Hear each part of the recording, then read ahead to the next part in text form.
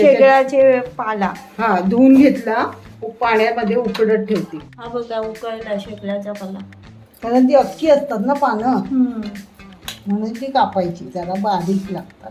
आमच्याकडे काजलला ना कापलेली आवडतात. मग टोप तापत ठेवलाय, आता तेल टाकायचं. त्याच्यामध्ये आता टाकते तेल. कांदा टाकायचा, ही एक मिरची पडली, मिरची पण टाकायची. हे बघ मिरची, आलं लसूण पेस्ट मिक्स करून घ्यायचं.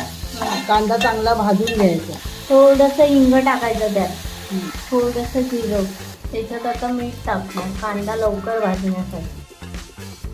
आणि त्याच्यात आता शेगलाची भाजी, ही पण लाल माठ सारखी आहे होते ना. हा हळद, त्याच्यात ओलं खोबरं ओलं खोबरं आणि मिक्स करायचं. आता झाली ना, एक वाफ काढायची असते.